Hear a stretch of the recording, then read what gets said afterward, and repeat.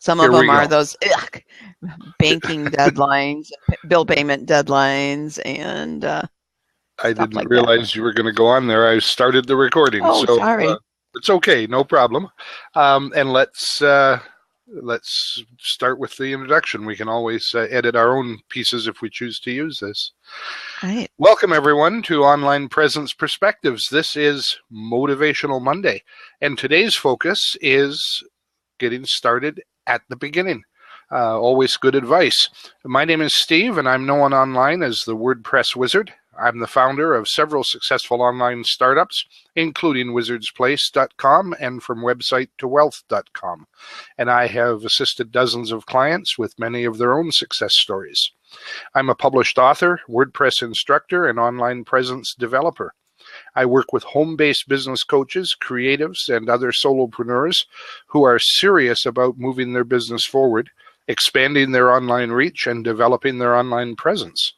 I'll post my contact information in the chat bar in a moment. I'm approachable, I'm affordable, and I would love to chat personally with you about the solutions you need. In the seat beside me, my wonderful co-host is Kat Sturtz. Kat, tell everyone about yourself. Well, I'm Kat Sturtz, founder of rockingyourpath.com, Fast Action Fridays, and the Bridges to Success program, and I happen to be an award-winning nonfiction writer under the name Kathy Henderson. I show writers and artists, coaches and consultants, and other service-based professionals who are eager to start and grow a profitable small or home-based business how to find more time, more money, and more resources to rock their unique path, how to overcome obstacles and hidden barriers, and how to prosper with passion and purpose. And I love doing a free strategy session for people interested in working with me, or just have a question they want to run by. You always leave with at least one actionable step. Great place to start. At the beginning. That's exactly what I'm talking about today. I've just posted in the chat bar the email addresses for myself and Kat. Please feel free to use them to contact us. I've also posted our primary websites. Mine is wizardsplace.com and Kat's is rockingyourpath.com. And you can reach us through those sites. Information there you may find useful as well. Kat, we're talking about beginning at the beginning, which it's a phrase that I toss around a little bit because I really think people often want to jump right into things, and sometimes a little too far. They jump into the deep end and then they're overwhelmed and drowning. But I know that you are an absolute expert at bringing people along in small, actionable steps. And especially breaking things down into those bits and pieces that are, easily digestible, easy to work with. Explain how you do that. Well, thank you for those kind words. One of the things I do, it's so important to have your goals and intentions set. But a lot of the times when you're starting out in business, or you've reached a rut or a huge obstacle and you're just not moving forward the way you want to, you have to back away from the goals and intentions and get some of the practical things into place, and understand that things are going to get tweaked along the way. So I actually start people with some practical things, getting their filing systems, getting them out of the bright, shiny object path where they're just downloading freebie after freebie or low cost programs that have value in themselves, but most people fail to follow them through. So you end up getting a lot of the same advice, but you're not taking the action steps to actually do that. So I like to start people on successful action steps, getting them into the habit of taking, planning a few steps out and actually completing those steps, and then getting their feet wet. And then we back up to, okay, now that you've got a feel for what you think you want to do, now let's set your goals and intentions and the actual action steps that you're already starting to use to get there. Absolutely. Kat, you nailed it. And I think that is the thing that so many people miss. And especially that whole shiny object thing. Boy, that's enticing, and people get drawn in and end up spending all their time chasing what they hope are quick, easy solutions to very difficult problems. And there really are no quick, easy solutions. There's no get-rich-quick schemes. If there were, we'd all be rich. These secrets and hidden mysteries that people are going to share with you, come on, folks. They're mailing those out to the biggest possible list they can, hoping some of the mud will stick. I actually go through my spam bucket. I don't automatically delete spam. I like to go through for two reasons. One, I'm always concerned about the automation perhaps missing an important email. So, and I do miss the odd important email. So I like to go through manually and just check and make sure that I've got everything when I have the time to do that. But I also get some of my best inspiration for writing blogs from the spam email that I get. And I had two emails today that caught my attention. One had the subject real life strategies.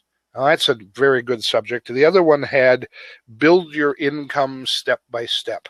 Those are both catchy subject lines. They're definitive. They speak to particular issues. And then the emails, of course, were junk. They were just offering some get rich quick scheme or some cheap throwaway piece of junk that was going to be the solution for all troubles in the world.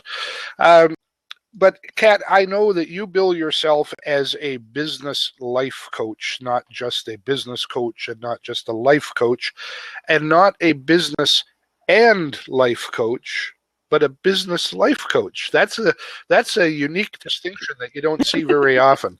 Tell us about that. Well, I invented that. I couldn't find it anywhere. I have credentials, not as a certified coach, but not as a certified business coach or a certified life coach, though I've been taken extensive training in both of those. I am a certified marketing coach, guerrilla marketing coach, by the way.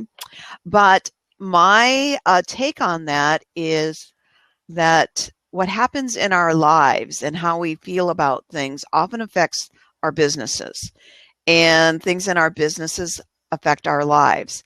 And since I, in particular, work with people who work from home, either full or part-time, they're running their entire business from home. They may have an online business, or they may be a massage therapist or a hairdresser or a crafter or a writer, photographer, something like that. And they do the business side of their business from home, but actually go out to meet clients. Having that connection, that business life connection, is even more important to get right. And it's unique to people who work from home. I've been able to take skills that I developed working in the corporate environment as a telephone Yellow Pages advertising rep. I also worked for newspapers. I've had a lot of clients that were nonprofits and schools and government agencies, hospitals, and I've been able to see what works in the corporate environment that doesn't work so well in the home environment, and vice versa. So I've got that perspective from both sides of the fence, both as a consumer and a business-to-business consumer, but also as an employee and as an independent consultant for corporate business, as well as other home-based businesses. So I've been around for a while. I've been doing this since 1971 and spent 25 years developing this, my way of doing things, while spending 25 years working from home on a dairy cash crop farm, but also developing a writing and business career that was also based from home. So I explain a lot of things differently than what I see out there. Not that what's out there is wrong, but my take is, if you've tried it, if you've really tried it and it's not working for you, then you need to try something else. And that's where I come in. I present a completely different look and view of things for writers and artists, and my clients are successful, so Well, that's I the like best that. way for it to be. And you know, when you're beginning at the beginning, and I look at this in two ways. There are those who are absolutely at the beginning. They're starting out. They're young and they're getting into business for the first time. They're older. They've either not worked and they want to now bring an income for the first time into their life as something they're going to do personally, or they're working in a job, or they have worked in a job, and for one reason or another, by choice or by force, they've left the job and they're looking for something to replace it. And so they're starting in their business at the beginning. That's one area. And the other place is for people who are starting a new beginning. Things have gone wrong for them. They've built successful businesses or failures. They have maybe got a business going, but it's not going the way or where they want, and they're going to make a right turn and try something different. Whatever it is, that beginning, that threshold, that point that we start at, is a chance to put things right, to get things right, and to make things easier going forward. You don't have to stumble and do it all wrong. Now, sometimes, hard experience is good experience. But sometimes it's a waste of time too, when there's things already out there and people who have already walked that path who can guide you and share with you. And so I think everybody, whether they're at their initial beginning, whether it's a new beginning, or whether they're established and they haven't bothered yet, which makes it a beginning in itself, everybody should have a personal coach or mentor. Both Kat and I are coaches and mentors. We work with people. We're consultants. We work with small businesses. And whether you choose us or somebody else, find the person that you can work with. Find the person that understands what you're trying to do, not necessarily who understands what you're doing, because sometimes what you're doing isn't the best way to do it. Listen to your mentor or coach and see if they don't have a different way, perhaps a better way, but certainly another right way to do things that might work for you. One of the things that I know Kat does, and I do as well, when we look at people, we see what they're doing, and often we think, oh my, if we could just adjust things a little bit, we could show you so many easier ways to do it. And sometimes people resist that. None of us like change. None of us really want to change what we're doing. And a lot of people take that personally. They think it means they're wrong. And let me tell you, I have made some disasters in my life. I've had businesses that have been abject failures. I've learned from them, gained a lot of knowledge that I've been able to apply to my successes, and I've been able to share with people when I'm helping them. I can keep them from having those failures. But wouldn't it have been wonderful if I didn't have to have those failures? If I could have had some coaching that would have steered me away from those precipices that I went over without, with blinders on, not thinking and not realizing, where would I have been so much quicker? So yes, the experience is good, but there's a lot of good ways to get experience beside the failures. How do you feel about that, Kat? Right. Well, I happen to live with somebody who's quite deliberate in some of his habits. And we go around the block a few times when he asks for my help or opinion with something. It's usually something techie on the computer, where he wants to know why his way of doing it isn't working, isn't producing the result he's after. And I come at it at a completely different approach, saying, what it is do you want to accomplish? What's the final outcome of what you're going to do? And he'll tell me, and I'll say, well, let's do it this way instead. And I get this bit of a wall, but I want to know why I can't do it this way. And I'll say, I don't care why it doesn't work that way. Here's a way that will work for you. Let's go do it. So you can waste time. Sometimes it is important to understand why something's not working. But when there's another solution out there, and if you're asking for advice, why wouldn't you take it? So sometimes I leave him out to his own, and we just acknowledge we do things differently. But a lot of people complain they don't have time, enough time in the day to accomplish everything that needs to be accomplished. And the only way that you're going to free up time to work on those things is to change the way you do other things.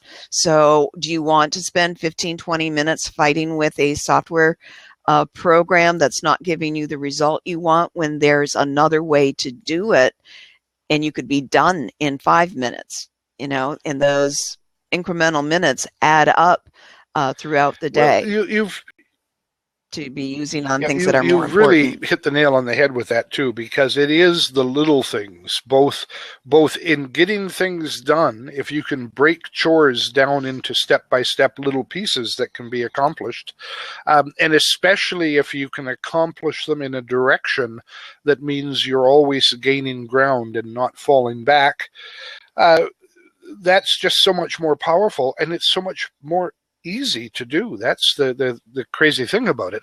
And it leaves you time for those other things. Cindy shared over here about way too often those who work at home have a hard time separating home life from their business. And that's an important statement that I run into that all the time.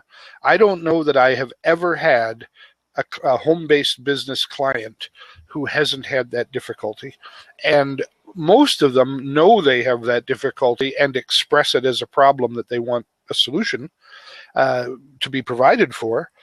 And some of them don't even know they have that problem, and it is perhaps the most critical problem they're having in getting their day-to-day chores for the business done. And so, that kind of separation is very important. Whether you have an office in the house that you can close a door and put a do not disturb sign up, that and you teach your children that when you're in the office working, that's busy time, business time. Don't be running in and making noise. It's a good education for the children too, if that's the case. And if even if your children aren't there, if you have quiet time and you're going to work on the end of the kitchen table or the dining room table, that's fine too. But define what it is you're going to do and set up a structure right from the get-go. Sit down with those people who are involved and sort it out. Bring the family into the equation. If your spouse works and is away, or if your spouse is there as a homekeeper or watching the children, spend the time with them to sort out what it is you need, what kind of support you need to make this work for you, because after all, it's for your family, isn't it? Right. I have something that comes up with a lot of my clients. They'll say, if only I could have the support of my spouse, or if only my children understood what I was trying to accomplish, or my parents, or my grandparents, or the neighbor. They keep interrupting me. They don't realize this is my work time, whatever times you've set. And I will tell them point blank that you can't wait to do what you're going to do for your business. You can't wait for their support before you feel like you can do something. If you're not willing to believe in yourself first, why should they believe in you? And often that change of mental mindset within them makes a huge change with those around them when they see that you are serious about what you're doing, that you are taking time to be at home with them either more often or in conjunction with working from home. We still have to do that. If we have corporate outside jobs, you still have to work in your home life somehow, right? Well, it's just as true when you're at home. We have the flexibility of between client calls, running down and throwing a load of laundry in, or starting something for dinner, or taking a break for it to watch a television show. I often tape shows to watch during lunch that I don't want to take during my prime home office hours. We have that luxury to do that. But to say that you can sit at home and say, oh, now I've got all the time to watch all the TV shows I want, to have go out and have coffee or shopping with my friends whenever I want, and just expect the business to grow on its own, that's foolhardy, and it's not going to happen. And nobody within your family is going to say, oh, okay, I'm going to I believe that you're trying to accomplish something, and I'm willing to help support that. I'm willing to give you the space to do that. I'm willing to stay out of your hair for a few minutes. I'm willing to help do more of the housework, or go grocery shopping for you because I can see you working on your business. That's a big difference. It has to start from inside you. You can't wait for somebody else to believe in you before you start believing in yourself. Absolutely, there, and that again is it's just sage advice that you've got to look inward before you look outward to deal with these things. I want to use an example, something we've talked about before, and I was going to actually invite the young man into the seat, but he didn't hang around long enough. Youth is. Well, he came back. Oh, he's brand back new. Again, I see. But he came back, but then he left again. And he's young, and he's new, and he's impatient, and that's okay. But I'm going to use him as an example anyway, and I apologize to Jacob since he's not here to defend himself. But I think it is. Well, he's still here he's still. Oh, yeah, no, he's gone again. Yeah. Gone. But first of all, Jacob came here quickly. He arrived, and when he arrived, he said, "Can I jump into his seat?" Now that's all right. Perhaps he had something very important to share. Perhaps he had listened for a few moments before he actually logged in with Twitter, so he could watch but not participate. I don't know. Maybe he came from a website where this is embedded, but he wanted to jump in right away. Now that's good. He wants to share, but I don't know why he wanted to jump in or what he had to share. So I'm not going to just open up a seat. We're recording this so people can use it in the future. I don't want to just open up a seat and let somebody jump in when they don't say what it is that they would like to say. So if he would post in the sidebar and say, hey, I'd like to jump into a seat and chat about, and then just specify in a few words what it is, that would help. The second thing is, and we've talked about this before, he did not, although he had a picture of himself in the avatar, he didn't have anything about himself in the bio. And I asked him, and he said he's from Israel, and he's an engineer. Well, those are interesting things. First of all, Israel, for me anyway, Israel's a long way away.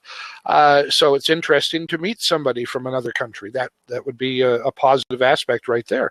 Secondly, an engineer, that's an interesting profession. And, I'm not sure what it has to do with what we usually cover, working from home, but it certainly has beginnings, and whatever project he starts always has new beginnings. So it fits our topic, interestingly. So he could have been a participant and a great contribution to what we're doing. Perhaps we'll never know. But here's what surprised me about him. He's brand new to Blab, so he responded to a little prompt that Blab showed us that he was brand new to Blab.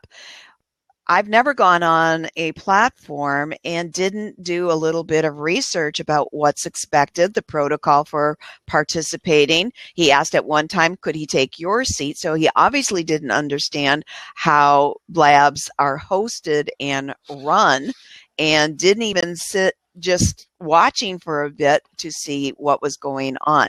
So, he could have ended up having a wonderful interaction here, but is not taking the time to figure out what his intention is and what the intention of the other people in the room are. So I'm sure he'll get caught up on that in a little bit, but in the meantime, you might be annoying a lot of people if he's just bouncing into various Blab rooms and trying to get a handle on what's going on. And Cindy has let me know privately that Jacob is a troll, and that could very well be. I don't know him, so I can't, put him into a box. But just from what happened and what he could have done, we can use it as an example for others to show what they can do. And I'm going to share something here in the sidebar. This is a link to my guide, Wiz's Guide to Using Blab. I'm going to give a copy of it away free there. Anybody wants to follow that link, they can pick up a PDF copy that is formatted to fit on Kindle as well. Please help yourself to it. The only thing I ask, that book sells for $2.99. It's not a big price for the book if you purchase it, and you can find it for sale on wizardsplace.com. But this is a link directly to download the book free. I don't even want your email address to get it. It's free, absolutely free. All I ask is that you give it away to 2 other people. Thank you. And it's a way to learn how to use Blab. I've got to do an update for this book very soon because there's been a few changes on Blab. The problem is those changes don't always seem to stick. They've tried some things and come back to some old things. I had a terrible shock this morning when I went on to Blab. I'm really, I have been in the past anyway. I'm getting better, Kat. But I'm really, I find it difficult to get the Blab scheduled ahead of time, and I'm always last minute, usually the night before and sometimes the morning of. But I have been scheduling our Monday, Wednesday, Friday Blabs out for the week, usually doing it on Saturday or Sunday.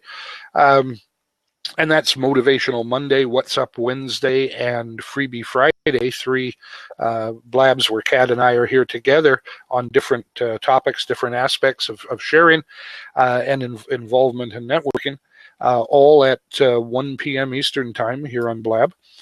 But I scheduled those 3 actually on Saturday this week, and I scheduled my own Tuesday afternoon, 4 p.m. Tuesday, WordPress Blab. And when I logged in this morning to come and get some information from this Blab and get ready to get going on it earlier and share it on Facebook and so on, do some of the tweeting and other things, doggone, I checked my my profile and I had nothing scheduled. When I clicked the scheduled link, it was empty. And I thought, first thought was, did I dream that I scheduled these things? And then the second thought was, oh no, they've gone. Something's happened. There's been a backup restoral or something, and they're gone. But they're there. They're all scheduled where they should be. They just don't show up in my profile. So I don't know why that is. Right, and you can only schedule them out so far in advance. So even though we have weekly shows on particular dates at the same time, you can only schedule them out so far. And I have found that sometimes promoting them too early is just not the right thing for the Blab environment, that we actually get better engagement when we do closer to the event time. It does seem to be, catch me if I'm available kind of thing. I wish this is one feature. I don't object or argue with much on Blab. I think they're doing a great job. I like what they're doing. I like the whole concept. There's minor tweaks that might be done, but by and large, there's nothing that I see needs to be added or nothing that I see that needs to be changed. Could be changed, could be added. But one thing I would like to see added is the ability to schedule a regular Blab. Schedule once and it's there for that time zone going forward. Just change maybe the topic each time. I noticed when I was taking a wonderful Udemy course the other day that filled in some of my Camtasia skills. I was looking for a couple particular features and the easy way to do it, and I happened to stumble across a discount coupon and took a chance on a course that ended up being the absolute perfect thing that I purchased for $19. But when I was looking around, Udemy actually uses their Blabs to create a simulated course by having a regular Blab show and then using that to explain features of Udemy and highlight courses and answer questions. And they've put links to all of their Blabs in, quote, a Udemy course, which I thought was a very interesting way of using a public live platform to build a a live, ongoing, self-updating course for themselves. I thought that was great. Something else I want to mention, and this goes back to our person before who jumped in, who may or may not have been a troll. We always use it as a teaching opportunity for those who may not know what's going on. I had posted on Facebook in several groups that I was looking, scheduling for April and May for my Fast Action Fridays. And I had several people say they were interested. I put them down on my list, and I've been going through and contacting them and scheduling them. Well, one person, and I'm not going to say who it was interested, and we're friends on Facebook, so I was familiar with what she does. And when I sent her the information for the follow-up, I ask for a profile picture so I can do a unique image. I ask for her bio so I can introduce her and talk about her and promote her properly. I asked for the focus. She says, well, where is this? Then she's asking, where is this going to be? Well, in my original post, it was clear that it was my Fast Action Fridays, that it was on Blab, that they're recorded, and she's seen this. And she did nothing on her own to make sure that she was relevant to what I was doing. Now, I took that as a teaching opportunity because I did want to schedule her. And those who follow us know that we like helping people introduce people to how to use social media platforms and WordPress and other things effectively. So I'm working with her. I moved her back in the schedule so she could get a handle on it. I explained that, yeah, I'm willing to do that. Right now, she doesn't even do a webcam or anything. And at one point, she said, I suggested that we could do a practice lab, which you can do. And her response just tickled my innards because it's such a teaching moment. She said, well, I give a lot of presentations. I really don't need to practice it. And I had to point out that the practice was not because I didn't think she would be a worthy guest. That was kind of obvious since I already gave her a date. It was to practice the platform she was going to be presenting on. So you have to know your side of your intentions as well as what you're going to do if you're going to use social media to help promote and market yourself. It's as simple as that. It's so it's confounding for many people, the new social media platforms. There's so many of them. This whole live streaming thing confuses people. Of course, you've got that whole thing about how do I look and is my makeup right and all those sort of things, which go beyond the technology. And so it just compounds and compounds the frustration and the concern, and cutting through that is sometimes difficult. And again, it comes back to beginnings. We have to realize that with each new social media platform, each new live streaming platform, you may be a pro on Meerkat or Periscope, but Blab is a whole different animal. It's a new beginning.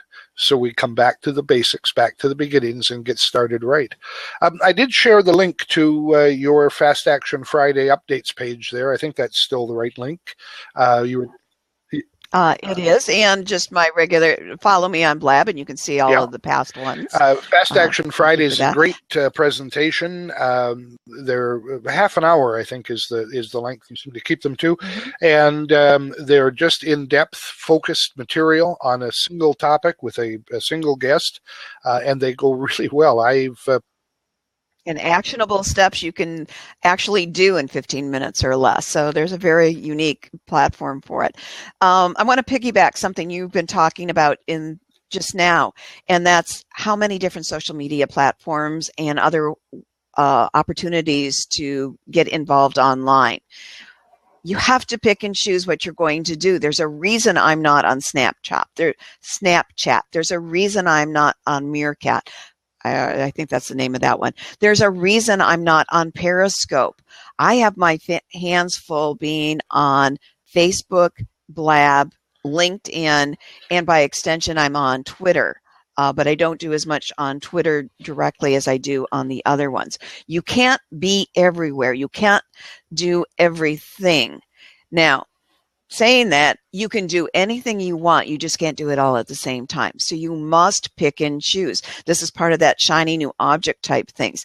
I know social media experts, some who are truly experts in my eye, who are on all of those social media experts, but that's their focus. They are there, they know the system, they've learned it, they can teach it, and they help people use it effectively and efficiently. I am very, very good at Facebook, LinkedIn, Twitter, and Blab, but I don't promote myself as a social media expert. That's not my focus. Therefore, I don't feel compelled to be on some of these others. And frankly, I haven't had time to check out the protocol and sign up for some of these other things. And you know what? That's okay. Yes. My business isn't suffering because I'm not on everywhere. Yeah, it's so important to define what your market is, first of all. Who is your target market? And then find out where they are and spend your effort, your limited time and resources. Whatever it is, the time and the resources are finite. You may have a little, you may have a lot, but there's a number. And you want to apportion that in the right places. So just running out and signing up with every social media outfit that's there just because your friend Mary or your friend Tim said it was a good thing to do, or they like it, doesn't mean it's the right place. You've got to define whether you're playing on a social media site or whether you're conducting business on that site. You can do both, but if you're spending a whole lot of time playing and that's what it devolves into, then you're not building your business. So you really need to focus on that and make those decisions about your business. I'm going to share a couple of other things here. I've got a link to my WP website boot camp. This is WordPress. It's an in-depth boot camp, and it's very, very affordably priced at 12-week program. Programs like this are running anywhere from $1,000 and up, and I'm about 25% of that, so it's a very affordable program. I certainly am keen on delivering a lot of good information to people and keeping the price low so everybody can afford it. And I'm going to share something else as well, which is free for those who may not want to invest some dollars yet into it. But this is a Blab series that I'm running on Thursdays, Wizard's Place WordPress for Beginners, and it's a question and answer program, Blab like this one, in which I'll be inviting people into a seat and taking questions in the sidebar and introducing concepts about WordPress. WordPress is the number one certainly in distribution, the number one website platform today. It represents about a whopping 67% of the total content management system installations. Those are the database-driven automated websites. And it represents fully 25% of all website installations. That includes going back historically to day one. All installed base of websites, it represents 25%.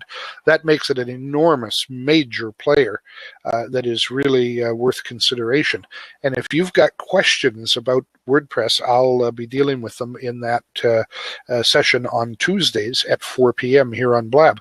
But I wanted to introduce both of those because I want to bring up one other starting point that I think is really important. And there's a lot of discussion on both sides of this, and there's different naysayers and people who say that the web is dead and various other things. And I can tell you the web isn't dead. It's going to be around for a long time.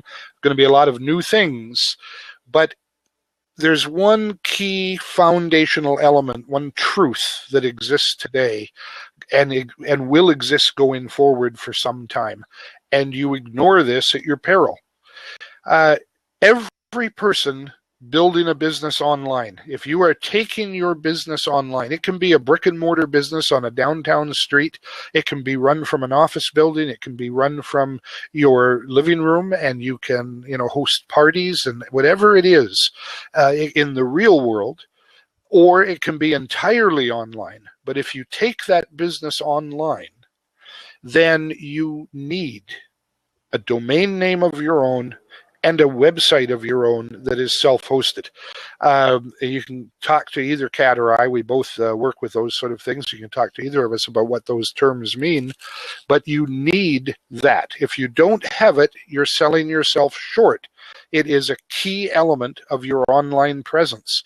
Yes, you can use social media platforms to build your business, but if they're the foundation of your business, I spoke to a client just last week who is building their entire business on Facebook, and they're taking a huge risk doing that. Yes, Facebook is significant. Mm-hmm. Yes, Facebook is going to be there for a long time, but they're already changing the game, making it more favorable to their investors, to their bottom line, and less favorable to yours.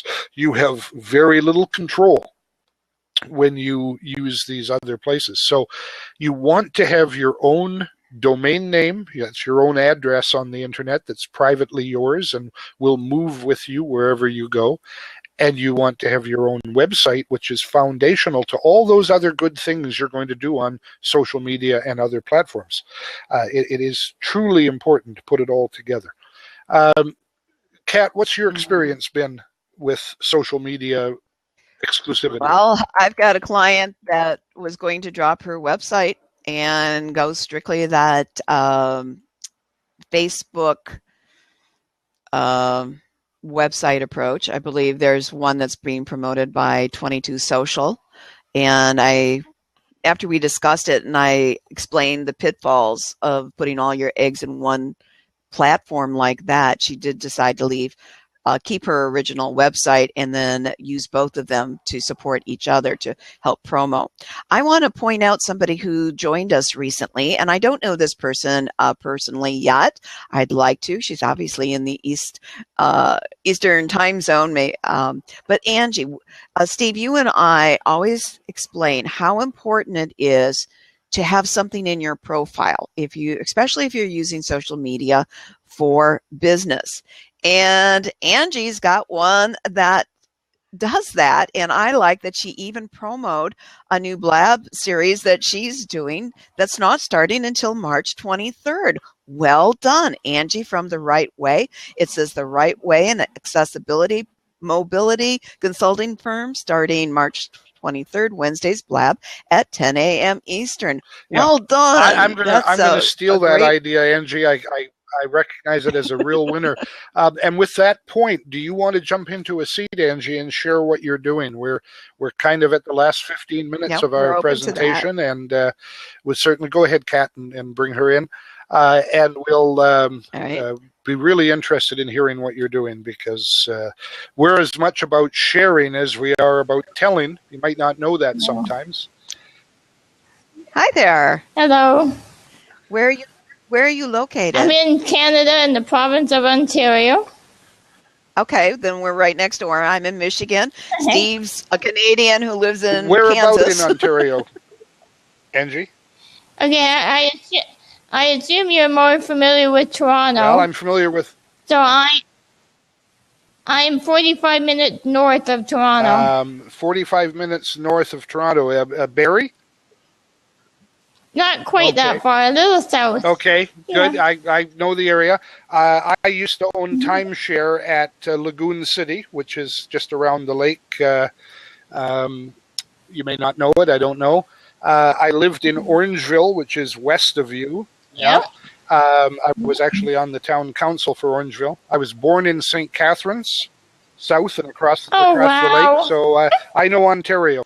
Yeah, good. Well, welcome. Tell us about what you're doing with your program. Well, the Activate Awareness theme, I call it, it's a branch of what my business really is. My business as The Right Way. I am a supporter and a provider of the AODA that's up here, which is equivalent to the American ADA. Okay, so I'm like the tact man. I go around, I gotta be nasty, but I'm also very friendly to give them any violators support in what there is that they're doing wrong. So the activate awareness is to try and, first of all, encourage others that are disabled to make them feel that they can contribute. It don't matter what the heck's wrong with you physically, but if you are there in spiritual and in mental, there's really nothing really stopping you except society attitude. Absolutely. And Steve and I both have friends and followers who do have accessibility challenges and work to overcome them. One of our regulars who's here with us right now has studied sign language as her, and we've talked about how we could actually use blab with somebody sitting in one of the seats doing sign language for people. Yeah, that's a good idea. Yeah, because I used to do ASL myself, but because of my disorder, I've gotten progressively weaker. So I really can't do the signage. So I do it like you. I have a friend that I thought, well, maybe down the road I can get them to come over. But because I live outside the main city, transportation isn't that convenient. So it's got to be a hit and miss kind of thing. Of course, they don't need to be there with you. They could be, for example, on blab in another window from their own home. I know, but I have to write out the script for them. Okay. Oh, so they're prepared, right? Well, write it for you. She's in the chat room, and she's up here at the top. Her name's Cindy. Already told us that she's already followed you. So there was an instant energy connection there, which was great. And Cindy, are you prepared to jump into a seat? Oh, there she is. Okay. Yeah, great. I may not have told people, Steve knows I need to leave right at the stroke of 2 when we stop the recording today because I have an outside appointment. Steve let her in. There she is. Hey, Cindy, one of our favorite people. Meet Angie. Good morning. Angie, meet Cindy. Cool. Cindy's actually in another state. Yep, I'm in Wisconsin. Right. I'm sorry, I did have a question about the WordPress thingy that you're talking about, Steve. Yes. When did you say you're doing that? That is Tuesday afternoons at 4 p.m. Eastern Time. You're in Eastern Time there.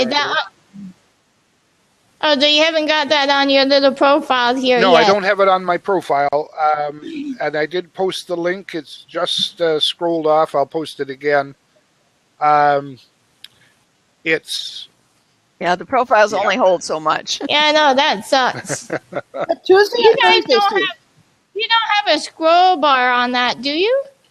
There's no scroll bar on the chat area, is there? There is, but it's very, very narrow and very, very finicky. I was gonna say I can't even see that. Yeah, if you have one of them, a mouse with a wheel. Excuse me, Steve. Yeah, if you have a mouse with a wheel, you can scroll it. But I see you're on a touchpad there, so. Yeah. Yeah, it limits you. It's a light gray. Yeah, there's another way to do it, guys. I only see it at Cindy, the bottom that goes left and right, but I don't see one that goes up and down. If you click into, right, Cindy's got a tip. If you click into any of the text that is not the names, you can then scroll up, especially if you got the arrows on your keyboard, and you can go up and down that way. What? That's good. Great tip. I can't do that on the touchpad. Yeah, you can. I'm doing it on my touchpad. Really? Because when I do it, I get a little gray menu that wants to pop up. Make sure you're clicking within somebody's message, not their name. Yeah. So I'll double click in the gray area, and all it will do is just highlight everything. Oh wait, it's starting to move. Hang on. There you go. There you go. Yeah, you don't. Hey, you don't have to double click. Just click. Also can one click. Oh, there it goes. Yeah, but it's also You can also highlight highlighting. the whole thing. Yeah, It's you can also highlighting highlight everything the whole too. thing. Yeah, don't double Yeah. click when you start. Will it highlight Okay. if you don't double click? Yeah, I don't think it highlights if you just single click. Okay. Right. Yeah. No. I also like, I have a touchpad. I'm working off my computer right now, but I have a wireless keyboard and mouse pad just so I can do some of these extra things easily and be back farther from my screen and get my everything up the way it needs to be. Angie, I have a question for you. Shoot. Is working, finding ways to work, well, I'm botching this question. Let me start again. Have you always had to find ways to work into accessibility, or is this something that you know, didn't have challenges before and then faced challenges? Well, first of all, I was born disabled. Yeah, so my disability is congenital. So I've always knew about it, but I have worked in the mainstream. But because my disorder is progressive, I eventually had to get out of that and became an entrepreneur. Because, you know, Awesome. why change everybody else? I'll just do what worked for me. Oh, I love that. Absolutely love that. And that's part of the reason why there are the home-based businesses and solopreneurs is such a growing field. You know, we're not looking at the economy and saying and blaming it for all of the ills in our lives. We're saying, okay, I need to do something different. My life's got to change, and the only way it can change is if I Exactly, change. yes. You know, I right. had an experience that was life changing for me. I used to be a manager at Motorola Corporation, Motorola Canada. Yeah, I like Motorola. I was at their big plant in Bramalea, over on Airport Road. Oh, yeah. You'd know where that was, Angie. It's now, I think, Spar Aerospace. They closed down that division, and of course, the whole thing is owned by Google now.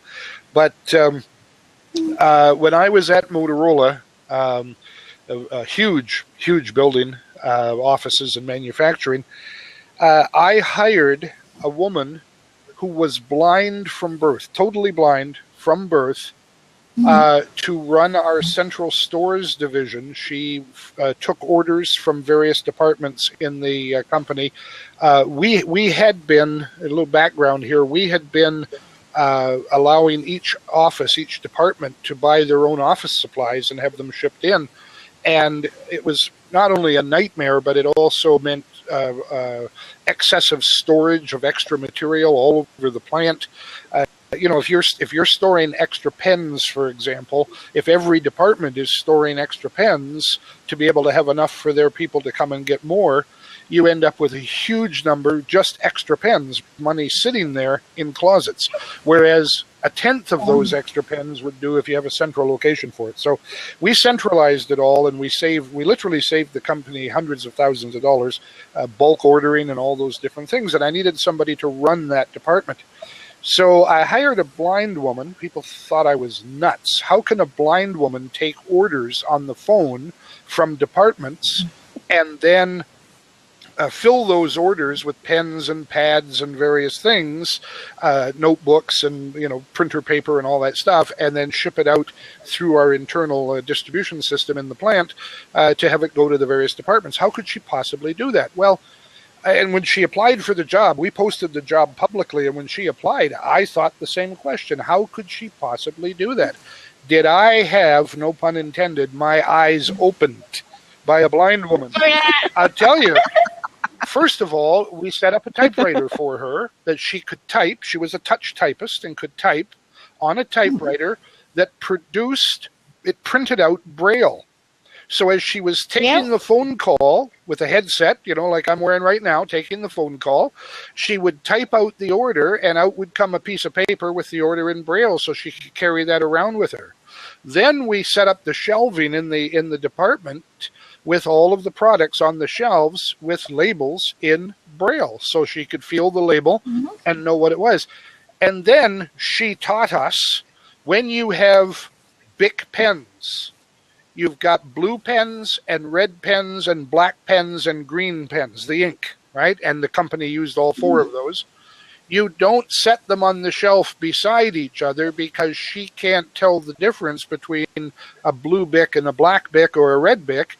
You put the red Bics over on the next row of shelves, the black Bics on this row of shelves, the green Bics on the back row of shelves, and so on. So they're all in different places that she knows, she can memorize, and when she's filling the order, she knows to go to the shelves in row 3 to get the blue pens. Amazing organization, and we learned so much about efficiency from a blind woman. Yep. And then I was one time when she was first started working for us, I was taking her around the plant so she could walk the various places. The central stores area was in the back of the plant, and the cafeteria was up in the front, and she had to, walk through a corridor fully up to the front of the plant, and then all the way across the office area to where the cafeteria was. And so I was taking her on that, and I got a phone call from my boss, and he wanted to see me right away, and he said, "When can you get to my office?" And I said on the phone, and I remember my words exactly, "Oh, I'm busy right now. I'm showing Phyllis around the plant." And I paused thinking, oh my God, what did I just do? Phyllis is standing beside me, and I said, I'm showing her around the plant. She can't see. I didn't know how to handle the language. After a time of working with Phyllis, I learned that she speaks English like everybody else. And showing her around the plant is just a euphemism for taking her so she can feel her way and get there. I didn't have to change my language. I didn't have to feel uncomfortable. I had to accept her. What a lesson I learned. Awesome. Here's what I like about what's being shared in the latter half of this blab. We started with begin at the beginning, and we'll get to Cindy's question real soon, but all of the things we've been talking about have a begin at the beginning. When you think of, here's the problem I'm having, what's the solution, and you go to the beginning of figuring that out. And the beginning is, what is the solution I'm after? Which leads me into Cindy's question. Cindy asks, what do each of you think is the most important first to have to work at home, i.e. a business plan, website, hobby interest, something else? I'll start first, and I'm going to say you have to have an interest of some kind. And what comes next depends on what that interest is and your skills and background and the other things that you may not think you have in place but are ready to jump on.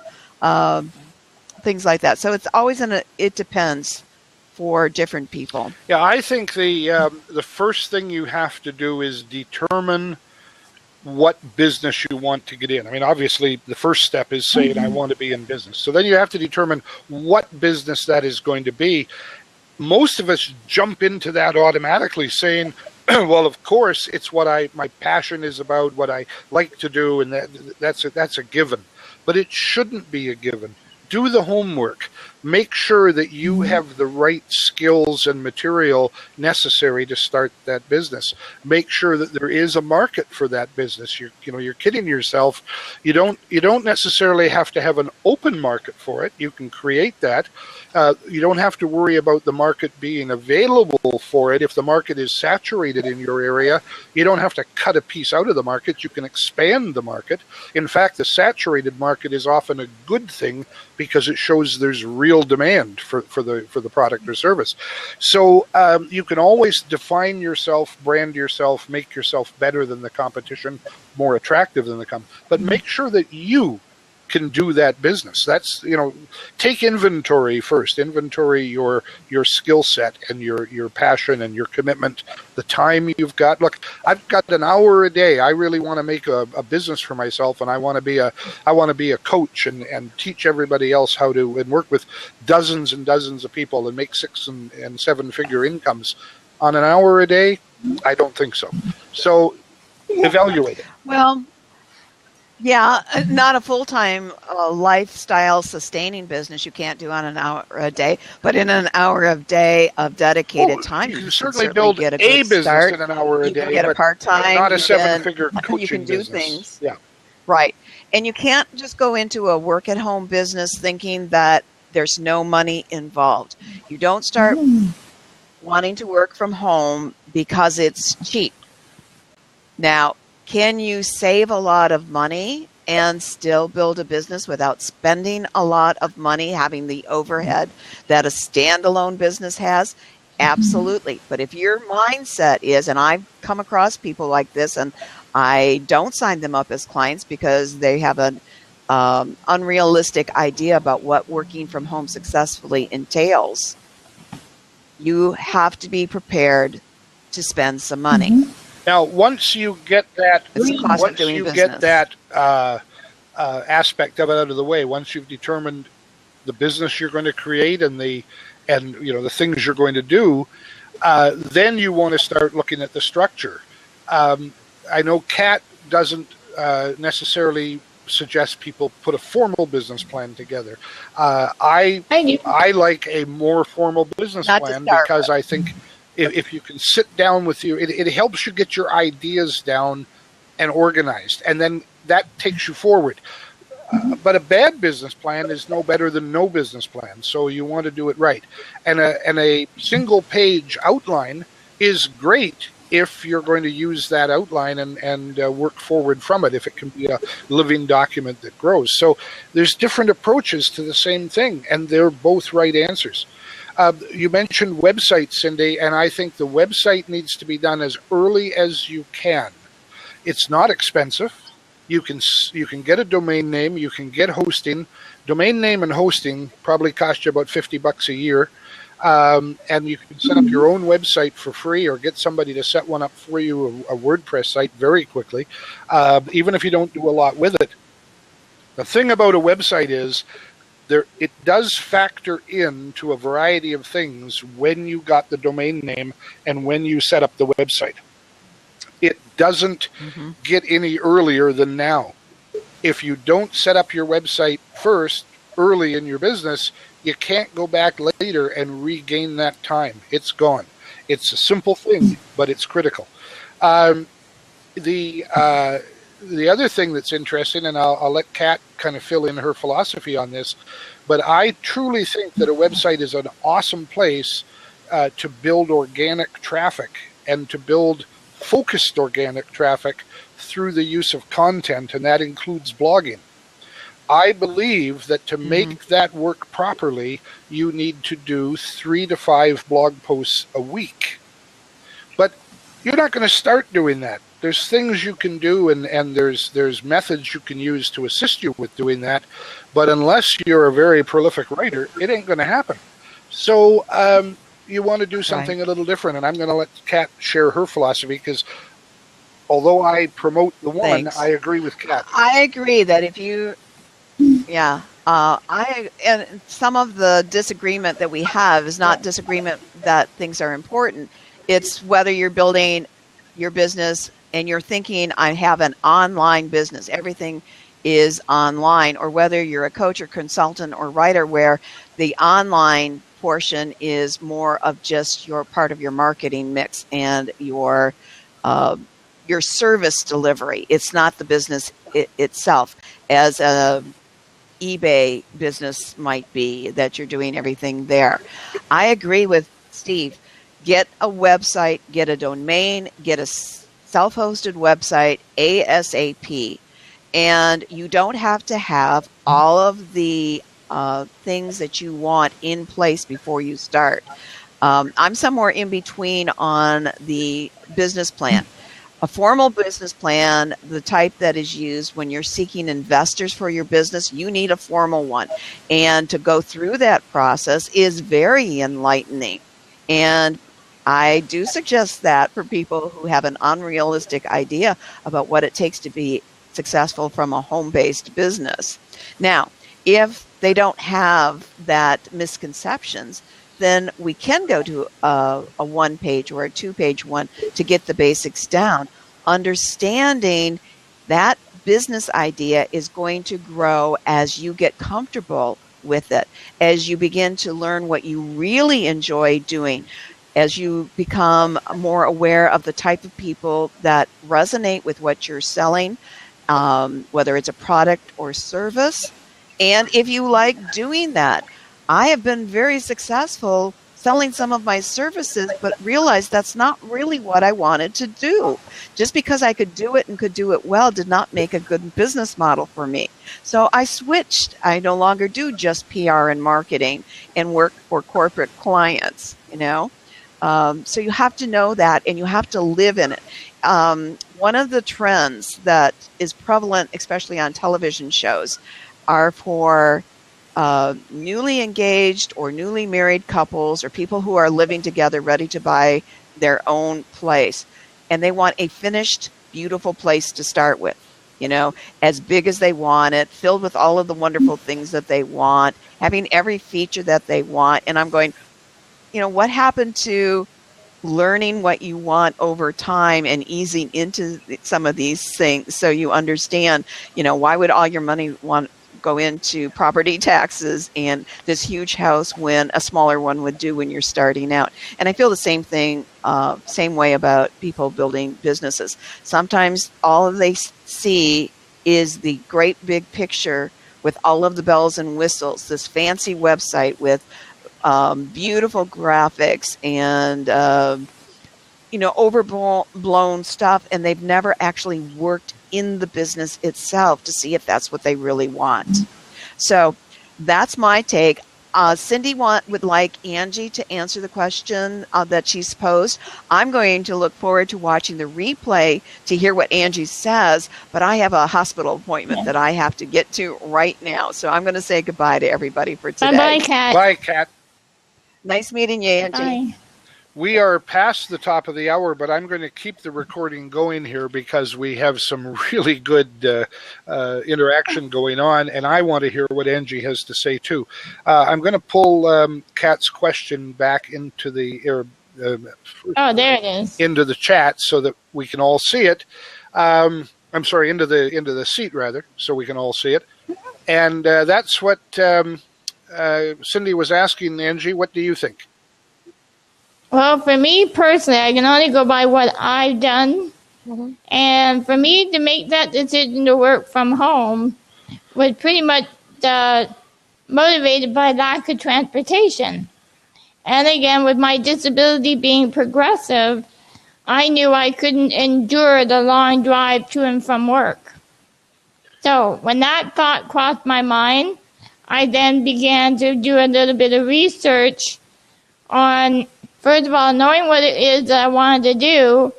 I had to go out and find out what it was that I needed to get in order to do what I wanted to do. If it wasn't just going to be me and there was going to be other people involved, then I had to find out how many other people would have to be part of what I do to help me do what it is that I'd like to do. And in this case, I wanted to be kind of like an advocate, but also an educational provider for businesses that had to comply. And there goes my poor voice. But anyway,